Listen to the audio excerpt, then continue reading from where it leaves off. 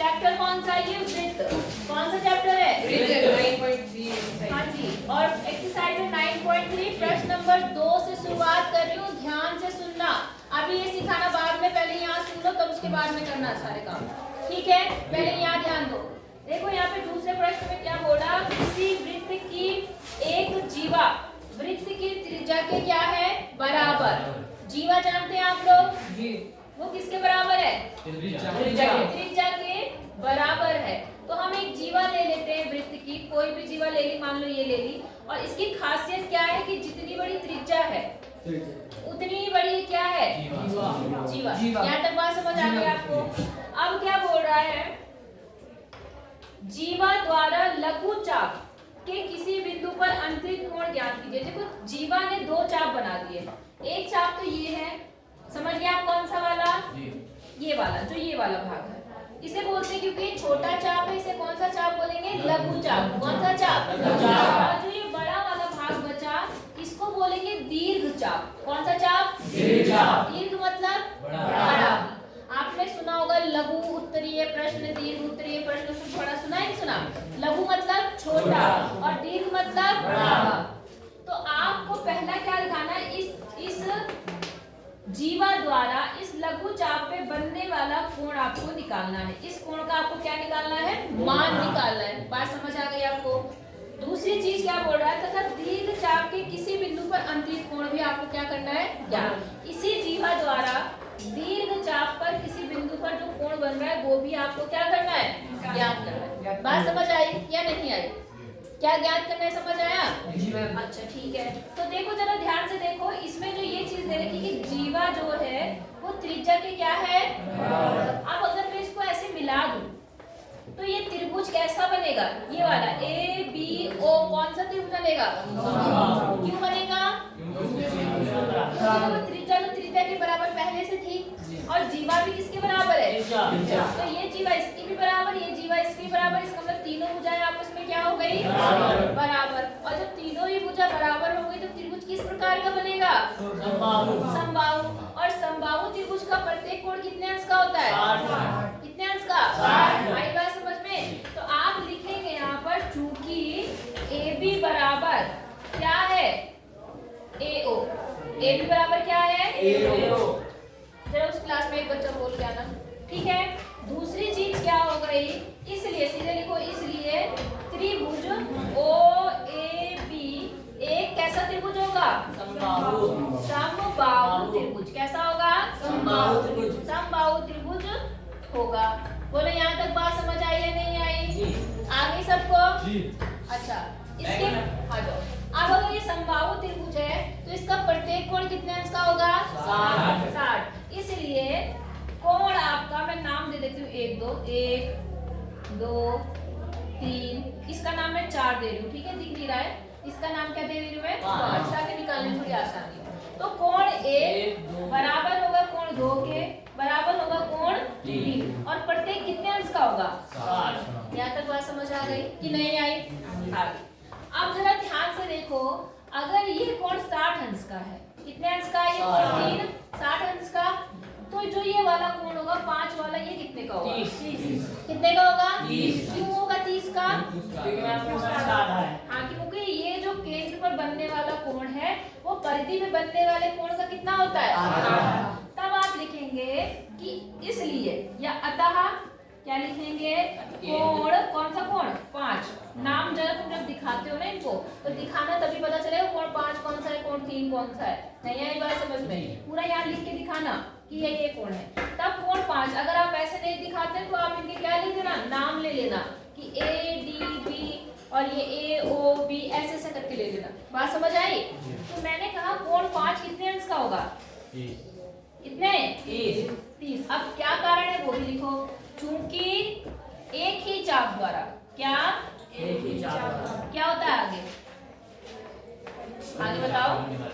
हाँ, एक ही चाप द्वारा परिधि पर बनने वाला कोण, परिधि पर बना कोण, पर बना कोण केंद्र पर बने कोण का क्या होता है? आधा। हाँ जी, केंद्र पर बने कोण का आधा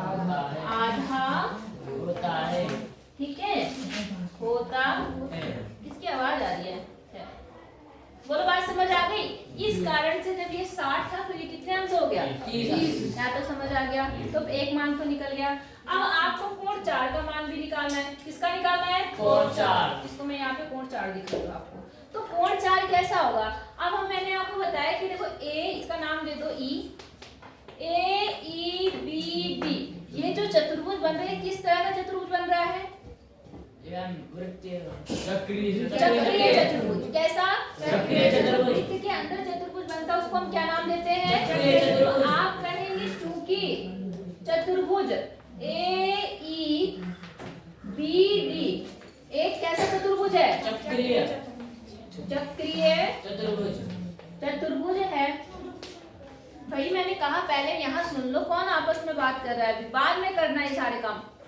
समझ आया नहीं आया? तो चक्रीय चतुर्भुज की खासियत क्या बताते हैं हम?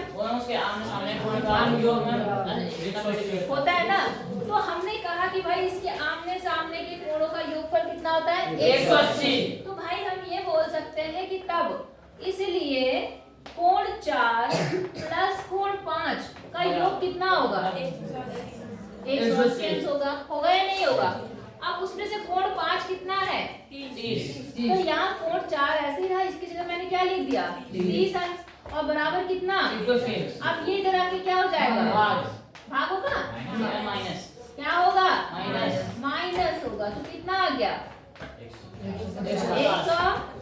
तो कोण 4 कितना आ गया? 150। कोण 4 लघु वृत्त खंड पे बनने वाला कोण और कोण 5 दीर्घ वृत्त पर बनने वाला कोण है। बोलो बात समझ आ गई कि नहीं आई? उतारना है? उतारो फिर आगे करते हैं।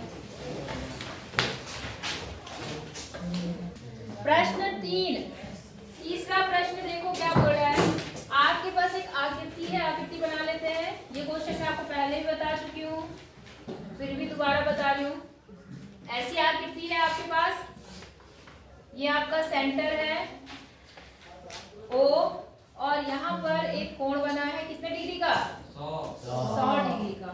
और ये है P Q R, ठीक है। इसमें क्या बोला? आकृति में कोण P Q R बराबर 100 है। P Q R वृत्त P Q R केंद्र O वाले वृत्त पर स्थित 3 बिंदु है। दिख रहे हैं आपको बिंदु तीनों? अच्छा, आप क्या बोला? कोण OPR, OPR इसका मान आपको पता नहीं, तो मैंने आपको कई बार बताया, रट गया होना चाहिए अब तक। तो क्या बताया हमने? क्या पल में पढ़ी हमने? ये कोण कितना होगा? 200 में। क्यों होगा? क्योंकि मैम उसका इस चाप द्वारा, कौन सा चाप है? PQ। इस PQ चाप द्वारा केंद्र पर बना कोण परिधि में बने कोण का डबल होता है। डबल। होता है कि नहीं होता? तो इसलिए कोण ये वाला प्रतिवर्ती कोण, कौन सा वाला? प्रतिवर्ती क्यों लिख रही हूँ मैं इसको? क्योंकि बाहर का कोण है। हाँ, क्योंकि वो 180 से क्या है? बड़ा है। और जो कोण 180 से बड़ा होता है उसे हम प्रतिवर्ती बोलते हैं ना।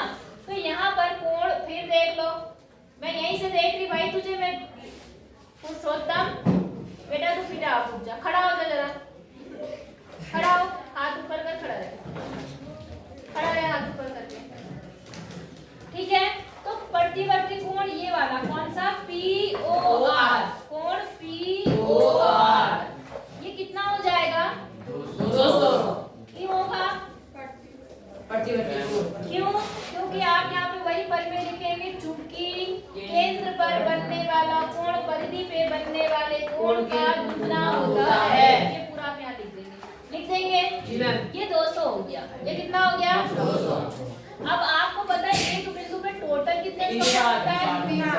360। तो 360 में से ये तो हो गया 200, जो बचा हुआ कितना है? ये 160।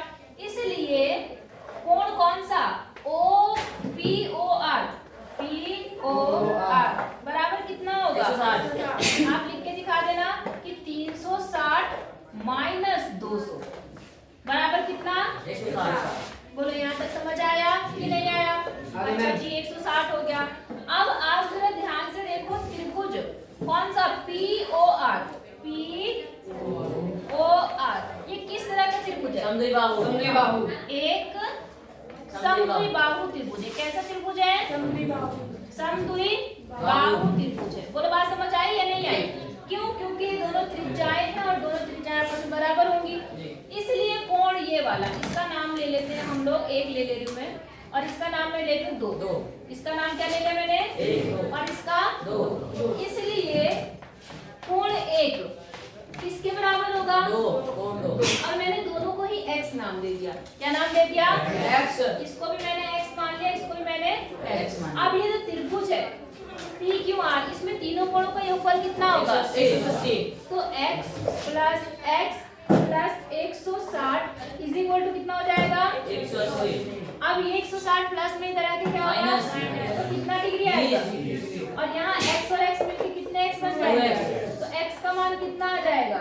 10। 20/2 मतलब 10। तो इसका मतलब क्या हुआ? x का मान 10 डिग्री आ गया। कितना आ गया? 10। अब क्योंकि ये भी 10 था, ये भी 10 x है, तो दोनों का मान 10 है, और आपसे ये वाला कोण पूछा था, तो इसलिए ये कोण कौन सा? नाम बोलो इसका, OPR is equal to 10 degree. बोलो समझ आया नहीं आया? पक्का? जी। कर लो, फिर आगे देखूंगी। कल ये 2-3 सवाल जितने भी हैं सब करे होने चाहिए। ठीक है मैम।